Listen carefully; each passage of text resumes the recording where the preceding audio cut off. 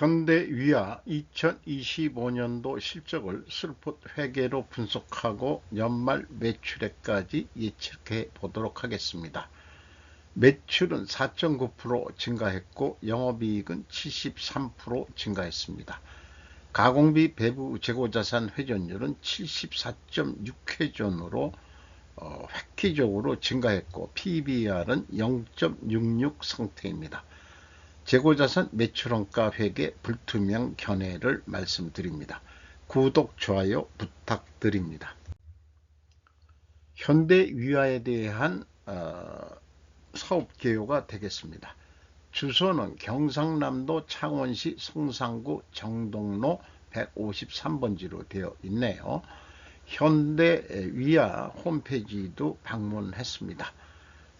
자동차 부품의 기초 소재 가공부터 엔진, 모듈 등 모듈, 등속 조인트, 4WD 부품 등 핵심 부품을 모두 자체 생산할 수 있는 경쟁력을 바탕으로 최고 수준의 품질을 갖춘 자동차 부품 전문 생산 업체로서 자리매김했습니다라고 소개를 하고 있습니다.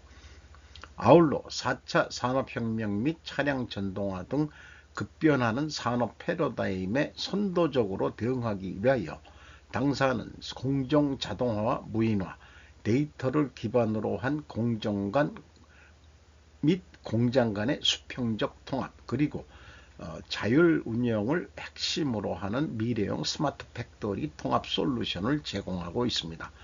공장 자동화 사업에도 참여하고 있다는 얘기네요. 데이터를 기반으로 한 이것이 눈에 띕니다. 내연기관 중심의 자동차 산업이 전동화 모빌리티 산업으로 전환되는 흐름에 맞춰 전동화 부품 제조를 위한 차별화된 솔루션도 함께 제시하고 있답니다. 당사는 방위산업 분야에서는 국내 유일의 화포 제작 전문 업체로서 우수한 품질과 신뢰성을 인정받고 있습니다.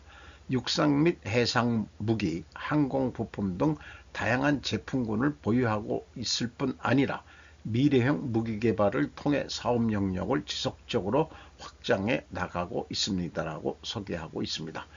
크게 사업 분야가 열관리 시스템, 모빌리티 부품, 모빌리티 솔루션, 방위 산업으로 두 가지 사업 영역에서 두 가지만 열관리 시스템과 그 다음에 방위 산업 분야 사진만 가져왔습니다.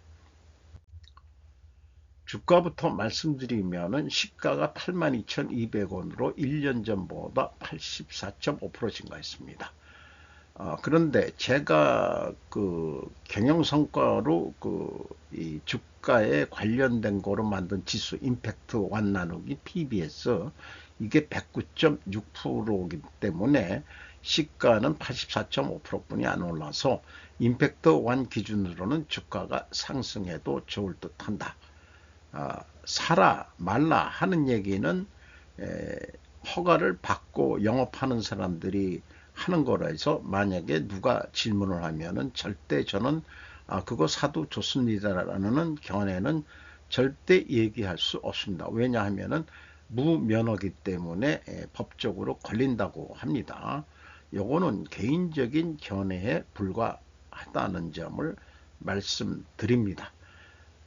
PBR은 0.66분이 안 돼요. 그러니까 1 가까이는 올라가도 되지 않겠냐 이렇게 생각한다는 거죠. 실적으로 봐서는. 자, 5% 이상 주주는 현대자동차가 25.35%, 기아가 13.44%, 국민연금공단이 9.36%, 외국인이 16.78%인데 검색 당일 모건 스탠리, 메릴 린치가 눈에 띕니다. 슬풋 회계 손익으로서 매출이 7조 2,788억 원으로 전년보다 4.9% 증가했는데 매출에 비례하는 매출 재료비는 6조 4,880억 원으로 5.9% 1% 더 높게 증가했습니다. 정확하게 0.9%가 더 높게 증가했기 때문에 여기서 우리는 원재료 및 상품 매입 가격이 상승했다라고 추론할 수 있습니다. 운영경비는 6,215억 원으로 12.6%를 줄였습니다. 매출이 증가하는데 어떻게 운영경비를 줄였냐? 요것은 이 종속기업화한 그 공작기계 사업부를 독립시킨 결과로 보입니다. 슬롯 영업이익은 1692억 원으로 원가회계 영업이익보다 16억 1300만원, 3년 연속 다 원가회계보다 이익이 많이 났습니다. 3년 연속 원가 영업이익보다 더 슬롯 영업이익이 증가한 것은 이례적인 사항이며 재고를 줄이면서 재고 회전율을 급격히 상승시켰다고 볼 수 있겠습니다. 원가회계 손익은 참조해 주시기 바라고요.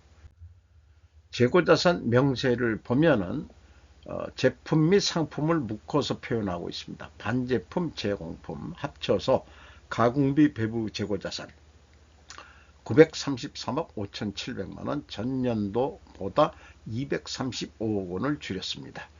원재료는 거꾸로 205억 원이 증가했네요. 전체 재고는 6억 9,400만원 줄어든 것으로 되어 있습니다. 제공품이 2024년에 대폭 감소한 것은 공작기계 자회사로 물적 분할한 것이 원인으로 인식이 됩니다.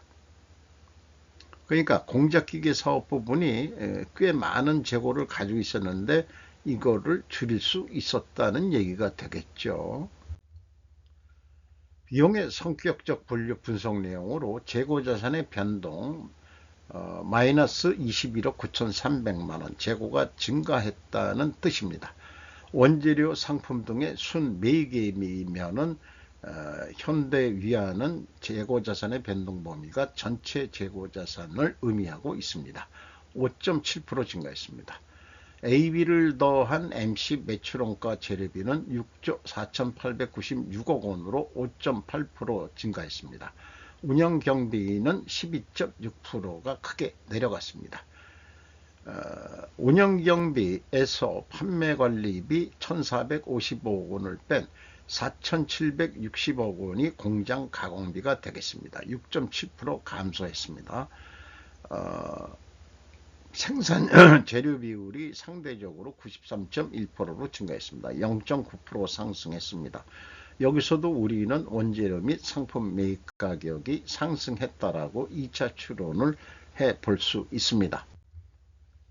재고자산 증감 범위를 증감액을 비교해 보면은 총 제조 비용 차이가 무려 257억 원이나 나오는데 BWC의 증감액을 빼주면은 차이가 갭2가 나오는데 이 갭2의 금액을 합리적으로 추적할 단서는 찾지 못했습니다.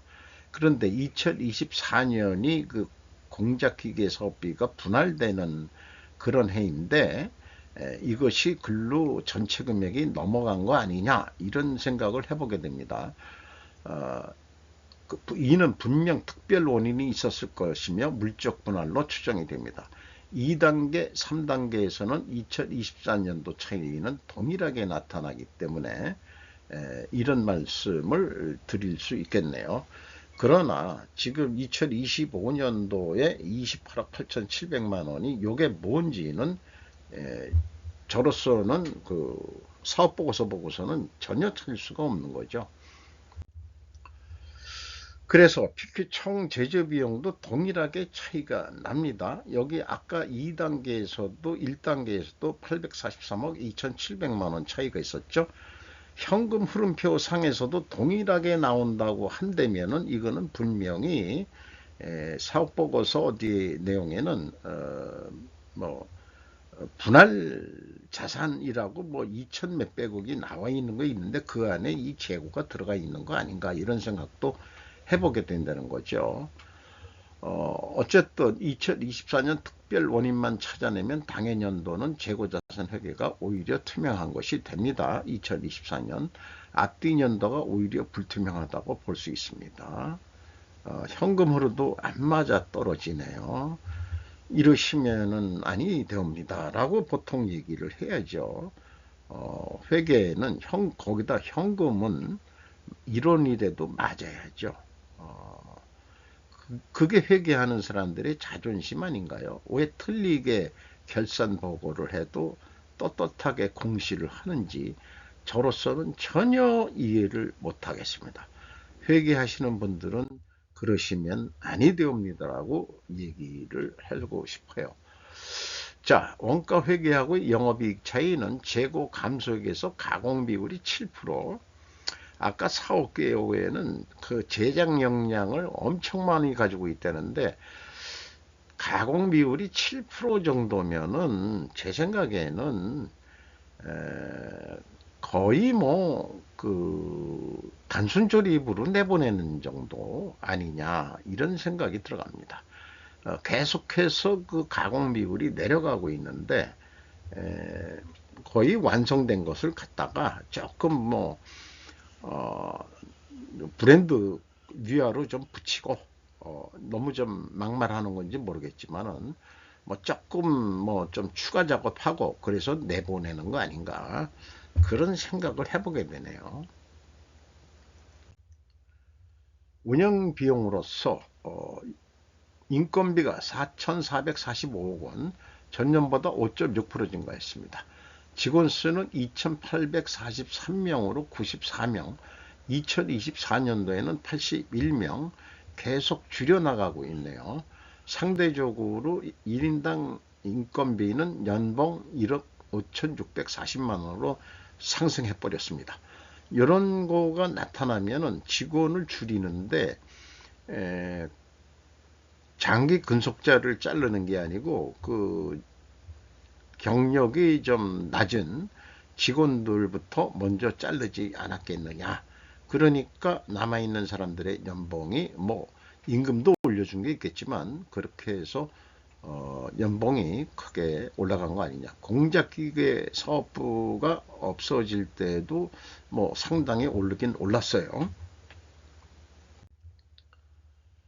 그래서 상시 고용 직원의 존재는 리스크 관리 전략의 핵심 요소라는 그런 관점을 그 스킨 인 더 게임 중에서 발췌해 가지고 하고 있습니다. 조직 생활을 하면은 충성맨이 필요한 거죠. 어떻든지 간에 저는 그래야 된다고 생각합니다. 자, 월급을 주는 사주가 있는데 그 조직에 충성해야 되는 것은 돈을 받는 데면은 당연한 거라고 저는 생각합니다.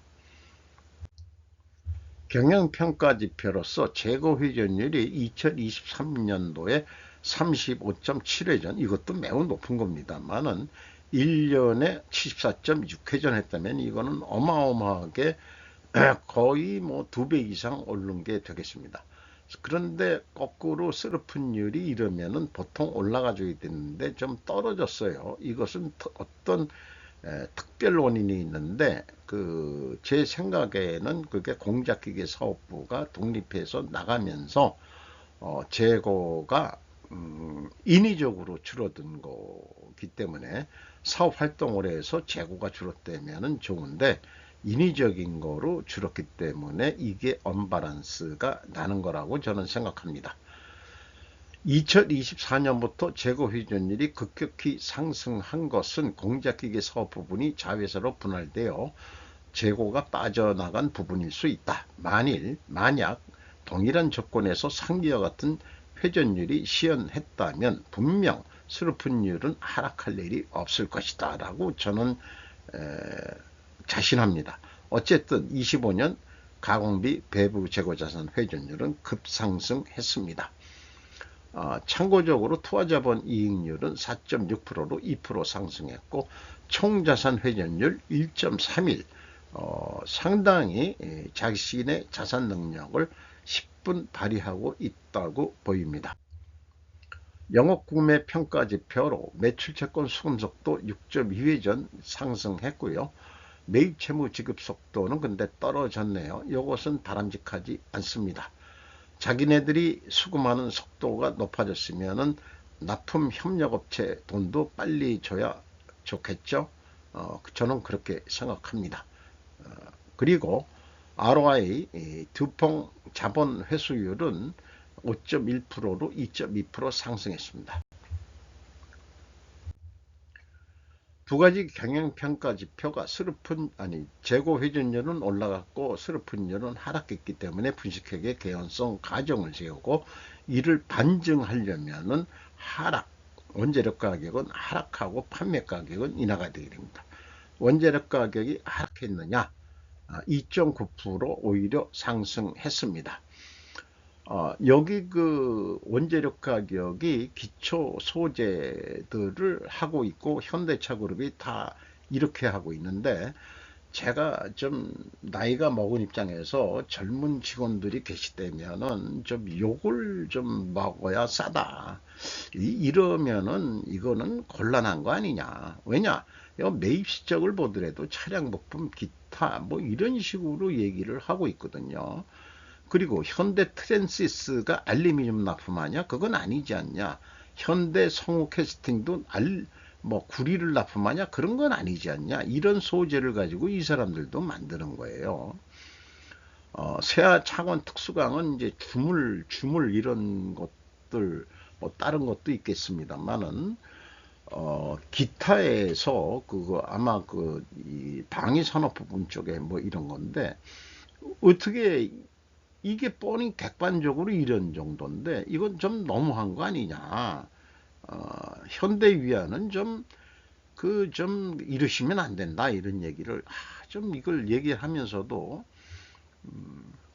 뭐냐 그 합리적인 추론을 못 해내잖아요. 이렇게 되면은 인과관계가 회계의 이게 그 영역이어야 되는데 이 사람들 때문에 상관관계를 만들어 버립니다. 전체적인 긴 화살로 보면은 상관이 되는 거지만은 직접적인 원인은 아니지 않냐 이런 얘기죠. 제품 가격 추이는 나름대로 지들 파는 게 있으니까 이렇게 했는데 0.4% 내려간 것으로 됩니다. 동결한 것도 있고요. 그래서 지금까지 하면은 분식회계 개연성 가정을 세웠는데 이걸 반증하려면은 원재료 및 상품 매입 가격은 하락해야 되고 1, 2차 추론하고는 반대로 나오죠. 이것도 모순입니다. 판매 가격도 하락해야 되는데 기초 원자재 가격은 상승했고, 그러니까 이렇게 하면은 이게 순리적이지가 않다 이런 얘기고, 판매 가격은 하락한 것은 맞습니다. 어쨌든 반증은 불가능합니다. 또 그 상품 가격은 또 저희가 알 수가 없는 거죠. 그 원재료 가격 2.9% 올랐고 반대죠. 그 다음에 판매 가격은 0.4% 내려간 거. 저의 분식회계 개연성 가정 이론은 회사가 반증을 해줄 때까지는 유효한 가정 이론입니다. 현금 흐름 재무 지표입니다. 1번 EAT 세후 현금 순이익 2,531억 원을 벌었습니다. 단기 손실이 294억 원인데 실질적으로는 돈을 벌었다는 얘기죠. 두 번째 EMS는 사업활동으로 전체 유입된 돈이 6,542억 원, 그리고 최종 3,055억 원의 현금을 벌었습니다. 캐펙스 비유동 자산에 875억 원 추가로 투자를 했습니다. 잉여 현금 흐름으로써 채권자가 14억 8천만 원을 채권자가 더 빌려줬습니다. 이자 부채 레버리지율이 9.5%로 증가했습니다. 부채율은 매우 낮네요. 주주 잉여 현금 흐름은 269억 4,500만 원인데 이것은 그 내역은 자기 주식 취득에 로 81억 원 나갔고 자기 주식 처분으로 104억 원이 들어왔고 배당금 지급으로 293억 원이 나갔습니다. 그래서 그 합이 269원 4,500만 원으로 일치합니다. 납입자본 성장률 6.0으로 전년보다 0.1배 떨어졌고요. 이익잉여금률도 504%에서 492.2%로 떨어졌습니다. 2025년 실적을 토대로 2026년도 매출액을 예측해 보도록 합니다. 예측 변수는 매출 재료 비율과 운영 경비율인데 일단은 순서는 운영 경비부터 시작을 합니다. 운영 경비가 12.6% 내려갔는데 올해는 1.5% 정도 증가한다고 봤습니다. 한국 경제 성장률 예측치보다 약간 높게 잡았습니다.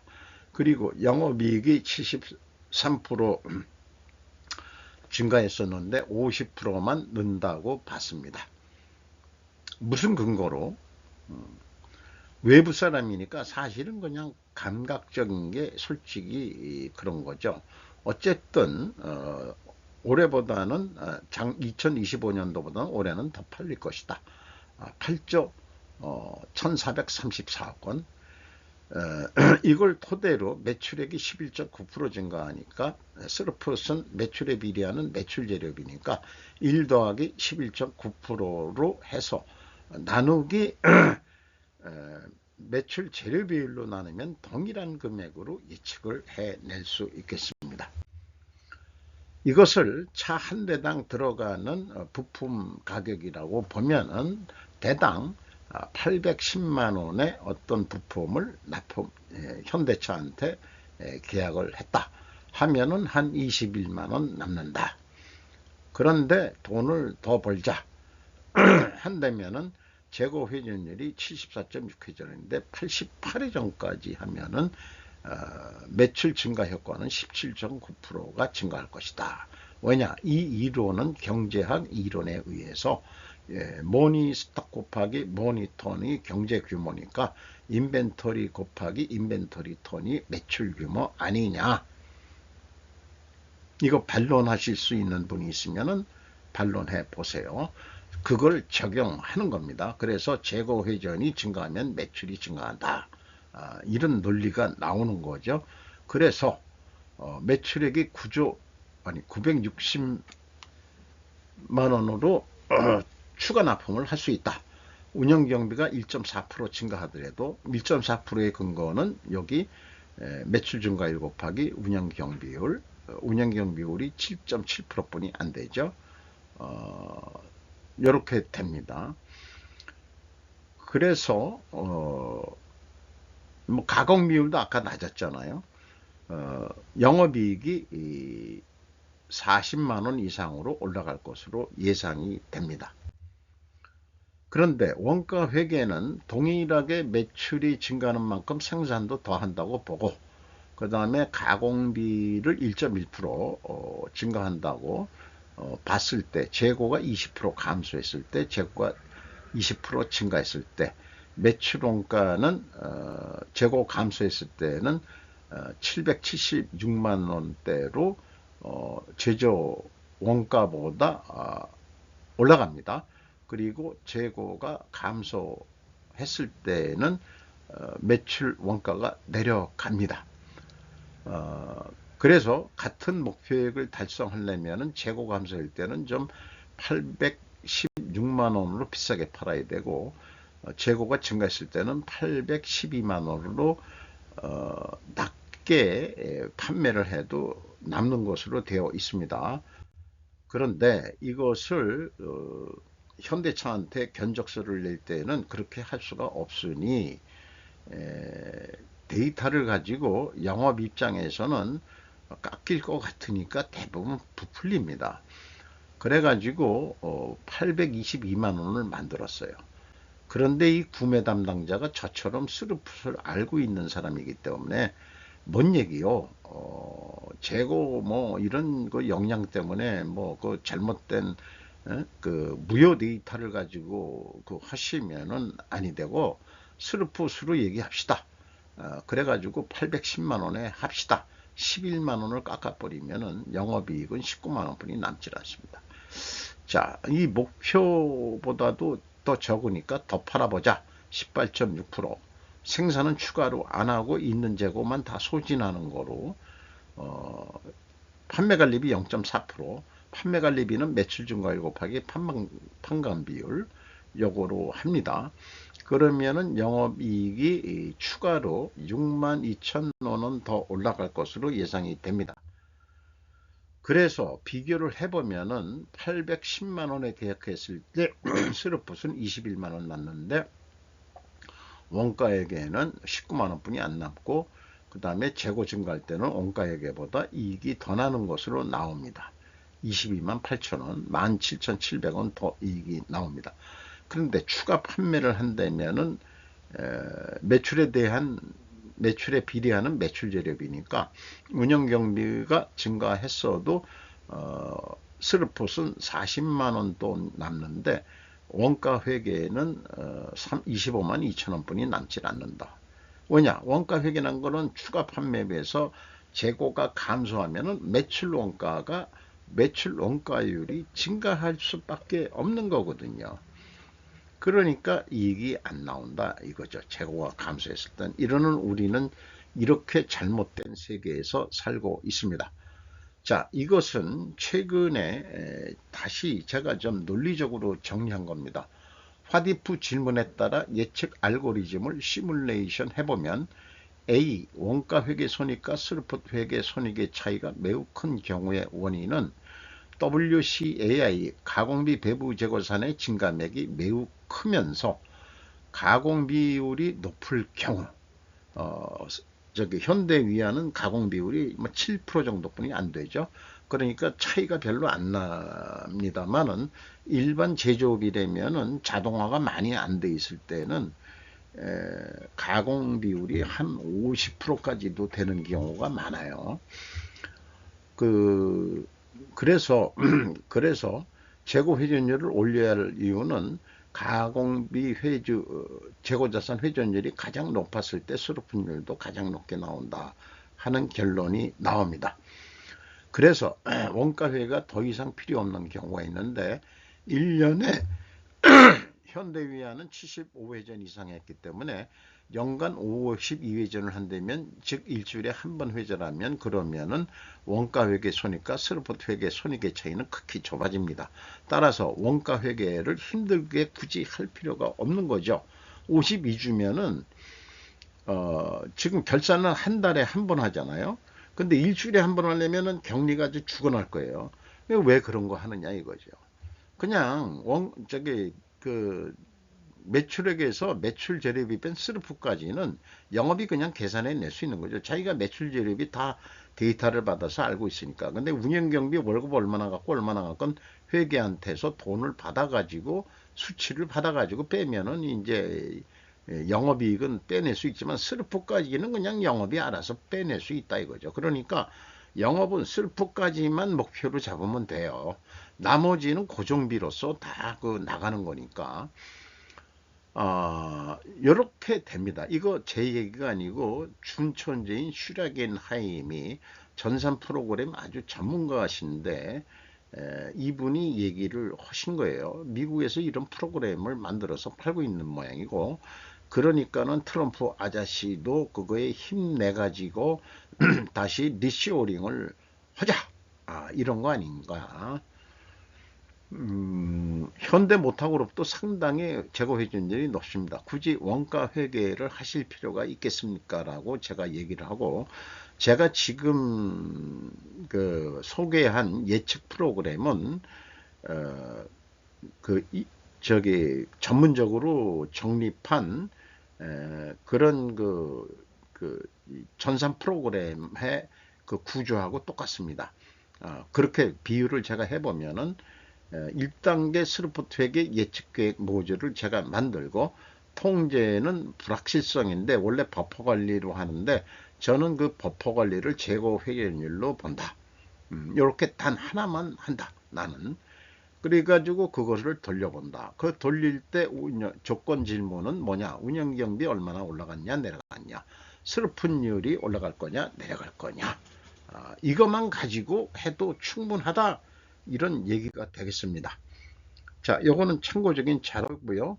요걸 새롭게 좀 고쳤는데, 미국 정부와 기업들이 핵심 공급망 부품을 중국에 의존하게 된 것을 엄청난 실수라고 JP 모간 다이먼이 얘기했는데, 그것은 원래 금융 세력들이 그렇게 해서 중국을 개방시키고 중국의 그 기업들한테 투자해서 그동안 30년 가까이 돈을 벌어오지 않았느냐. 근데 이제 C가 공돌이 출신으로서 딴 생각을 하게 되니까는 이제 실수를 깨닫고 돈을 빼오면서 한국과 일본 주식시장에 베팅해가지고 경제 실적은 별로한데 주식시장만 지금 우리가 거품이 되고 있는 거 아니냐고 제가 우려를 하고 있습니다. 그리고 미국에 공장 투자하라고 30년 가까이 40년 가까이 제조업을 등한시했던 미국이 다시 하려고 그러면 그런 인력들을 구하기가 쉽지가 않으니까 그렇습니다. 그래서 글로벌 금융자본인 로스차일드가 원가회계 버리는 기업부터 그 지원 대출을 해드릴게요 라고 선언만 해주면은 이 전쟁은 이 세계는 스르프 세계로 하면서 중국도 최종 공략을 할 수 있을 것이라고 믿고 있습니다. 오늘도 좋은 하루가 되시기 바랍니다. 현대 위아를 통해서 많은 얘기를 제가 소개한 것 같네요.